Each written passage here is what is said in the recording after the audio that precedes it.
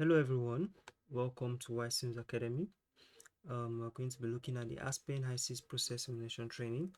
We'll be continuing from where we stopped, and today we're looking at module 2, which is thermodynamics and property packages. Alright, so what are the objectives of this? The objective is to understand the thermodynamic models, property packages, and selection of different processes.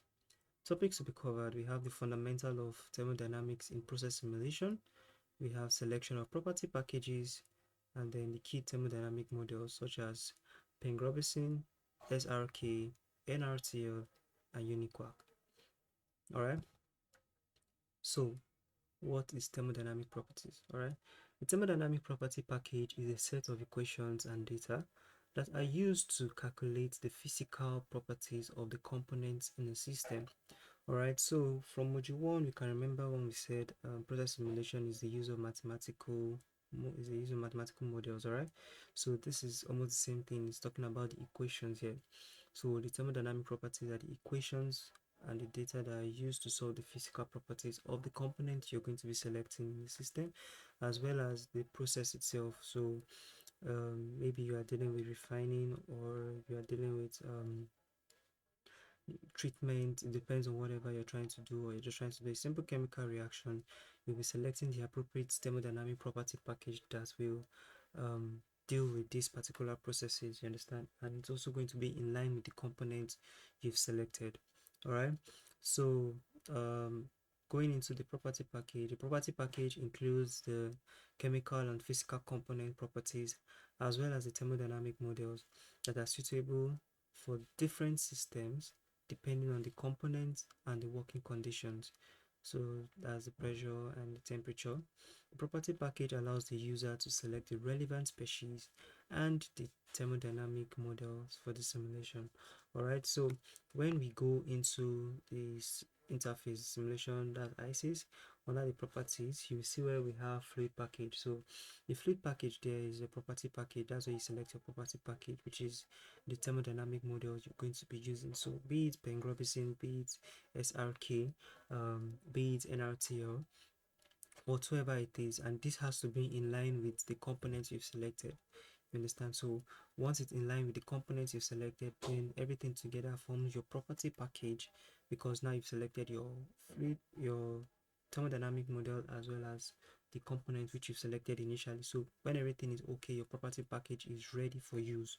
You understand? So that's basically what it's all about. Now, some things to note: the thermodynamic model defines how properties like phase equilibrium, enthalpy, and fugacity are calculated. Understand? Choosing the wrong model leads to inaccurate results. All right, so whenever you choose a wrong model for your reaction, whenever you choose a wrong model for your process, it gives you wrong results, inaccurate results. You understand? Because of it's not in line with the process you're trying to achieve. So whenever you choose thermodynamic model that is not in line with it, it gives you inaccurate result. That's why whenever you select some fluid packages that are not in line with your components, Aspen will tell you that okay, this cannot work maybe because of the particular proper component that is there.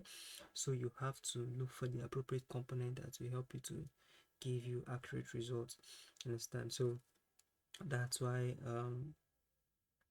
Aspen ICs is actually helpful, because whenever you choose the wrong one, it lets you know. There's a particular column there where it shows red, that is not ready. You understand? But whenever it's in line, it's compatible with the components you selected, it shows you ready.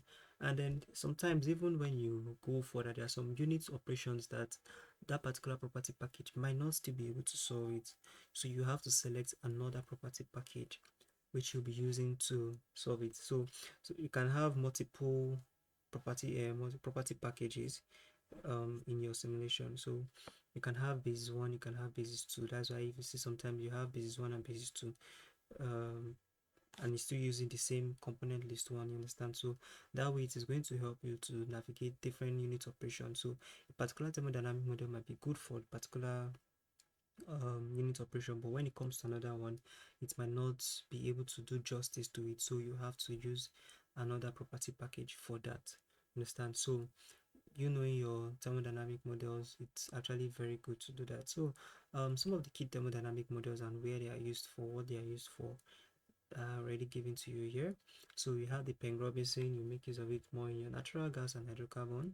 You have the Solvay-Redlich-Kwang, which is used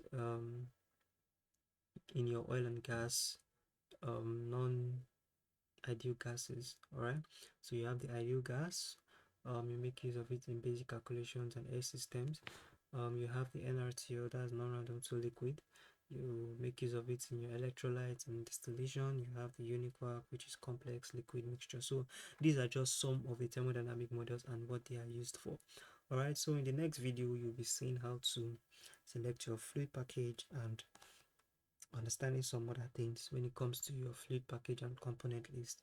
All right, so see you in the next video.